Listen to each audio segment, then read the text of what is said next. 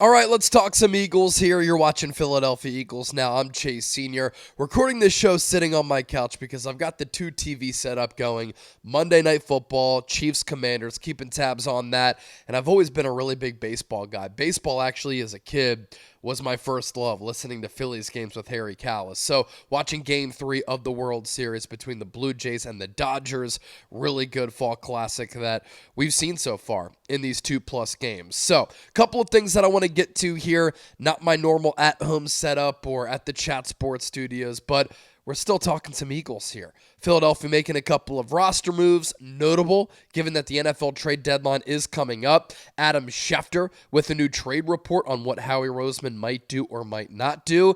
It's time to keep it real with these delusional Giants fans. What I've seen on Twitter from Giants fans over the last 36 hours is crazy, and we'll get to some other Eagles news and notes that you don't want to miss. Before we get into that, another loaded show coming up. We're about 300 subscribers away from 135,000 subscribers. Can we get to that milestone with this video? If you want Eagles coverage every single day year-round, this is your go-to spot. I'm your guy. Lock us in and hit that sub button right now. So let's begin here. Eagles roster moves. Philadelphia released cornerback Parry Nickerson. He's been on the game day roster the last couple of games because the Eagles have been shorthanded at the cornerback spot with Jakorian Bennett being on IR. And so they have released him from the active roster. And then they released defensive end Titus Leo from the practice squad. What does this move signify for the Eagles? Well, Philadelphia last week did open up the practice window for Jakorian Bennett. He was a full participant at practice late in the week, but he didn't play against the Giants. I was kind of surprised to see that he was a healthy scratch because Adoree Jackson did not play.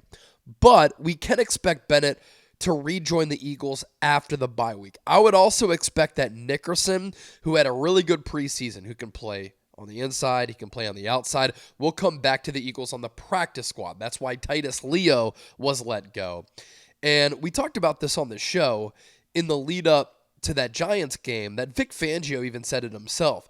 The Eagles didn't really get a fair, long look at Jakorian Bennett to be cornerback number 2. And so maybe the Eagles give him that opportunity coming out of the bye because there's no game this week of note. Eagles are on a bye week. Then they play the Packers in week 10. I'm personally done with Adoree Jackson. I don't want to see him getting significant snaps any longer.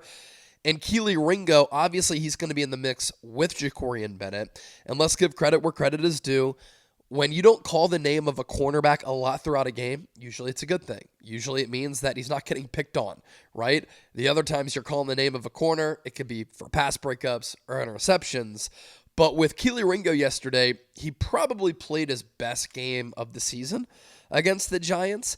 He had a coverage grade of 79.8 according to Pro Football Focus, his highest mark of the year. Also keep in mind that the Giants do have a bad receiving core, but certainly a decision to make for Fangio and the Eagles coaching staff. Who starts opposite of Quinyon Mitchell coming out of the bye against Green Bay? Will it be Kelee Ringo? Will it be Jakorian Bennett? Will they kind of interchange some snaps? Will the Eagles make a trade at that corner spot because the deadline is coming up November 4th? With all of this being said, does this mean that a move could be coming for the Eagles? Adam Schefter on the Pat McAfee show today said if the Eagles and Howie Roseman do not make a move between now and the deadline, he would be surprised.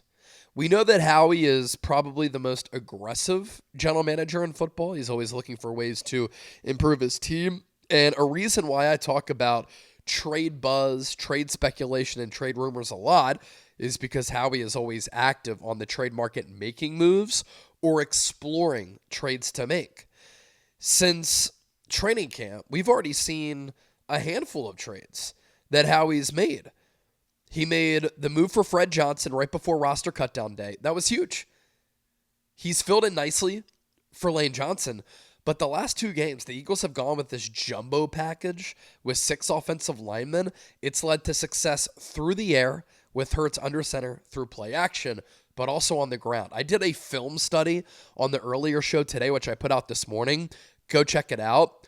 But this Fred Johnson addition, he was with the Eagles before, left in free agency. Howie Roseman brought him back.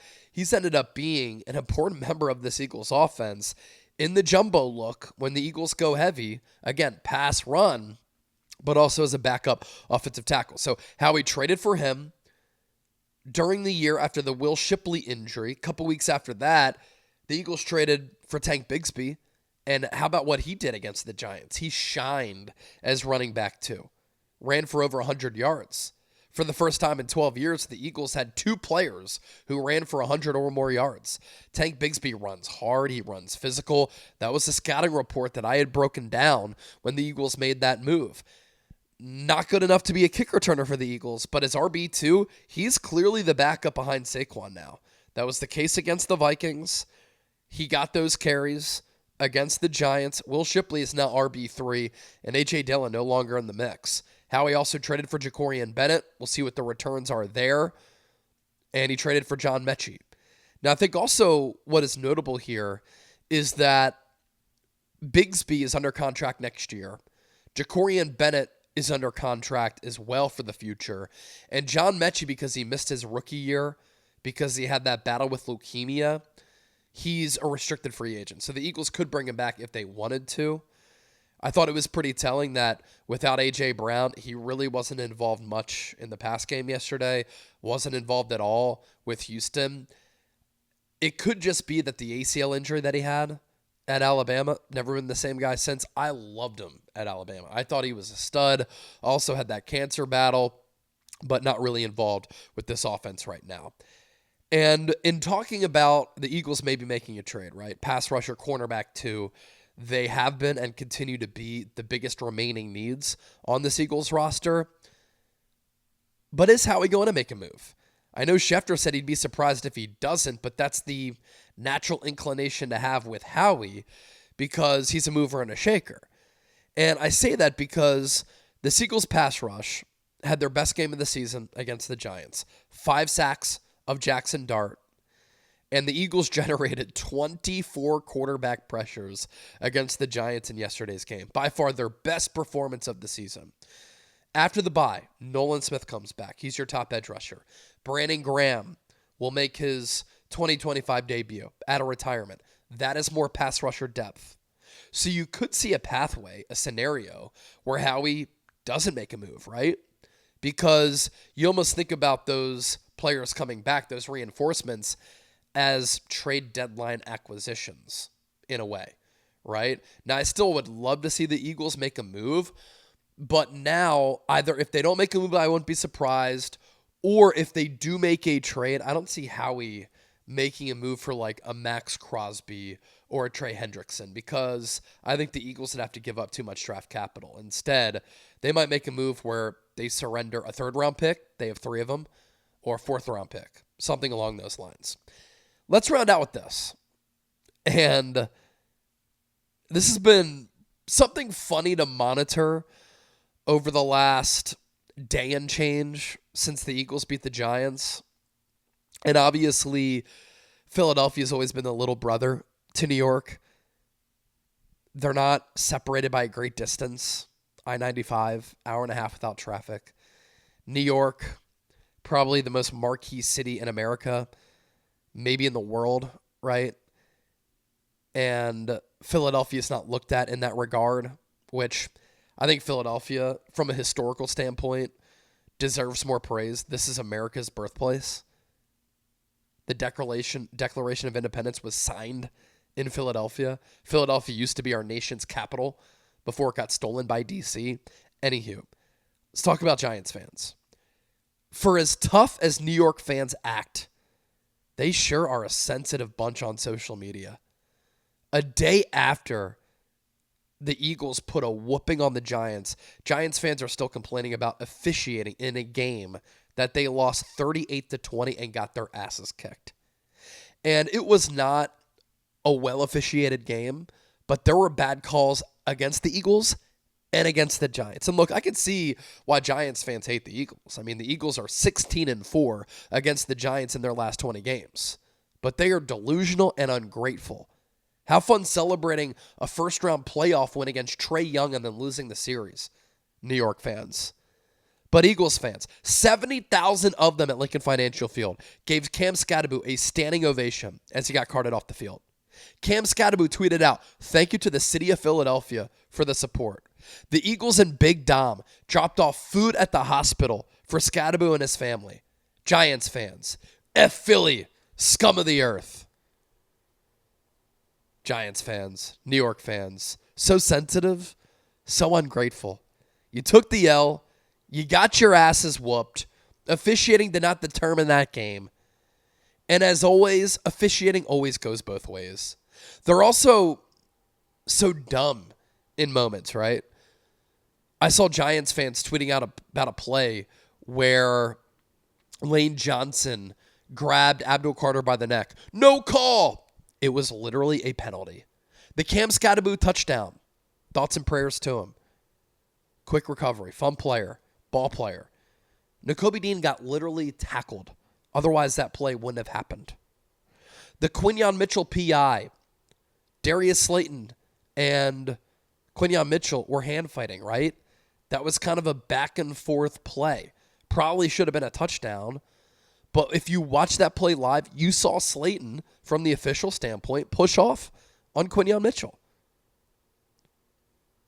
There was another play when Hurts threw a pass intended for Darius Cooper toward the sideline. And there was a potential hold by an Eagles offensive lineman. Okay, Darius Cooper got held coming out of the break. So that would have been an offsetting penalty. So I think officiating always goes both ways. I think you're a sore loser if you blame officiating. You think back to Super Bowl 57, right? The Eagles did not lose that game because of officiating solely. There were a multitude of reasons why they lost that game. Now, did the holding call on James Bradbury decide the end of the game? Yeah, it did. Chiefs would have kicked the field goal there. Eagles would have had an opportunity to win that football game. And their offense hadn't been stopped really all night long. But Patrick Mahomes threw one incompletion after halftime. It came on a throwaway. Eagles couldn't get stops. The turf, the grass surface in Arizona, slippery. Head grounds crew guy, Chiefs fan. Funny. But Jalen Hurts fumbled, scoop and score. Nick Bonitto. Not Nick Bonitto. Obviously, he's on the Broncos. Nick Bolton, scoop and score. That was his rookie year. Quez Watkins doesn't catch that pass deep downfield. There's always so many things that go on in a game that can determine an outcome. It's never solely officiating. This is why people say the NFL is rigged. How about the NBA being rigged? Because it literally just got proven true. I guess still allegedly. But the betting scandal, where a coach, an assistant, and a player arrested by the FBI. Get out of here with all that. All right, wanted to talk some late night Eagles here. Let's see, 0-0 Chiefs Commanders. Both teams turn it over on their first drive. And then Dodgers up 1-0. Teoscar Hernandez, home run against Max Scherzer. I can't believe he's still pitching in a World Series game in 2025. Anywho, by the time you watch this video, the scores will be different. Either way, thanks for supporting the show. Thanks for watching. Thanks for hanging out. Back in the studio tomorrow, and I'll catch you then. Peace.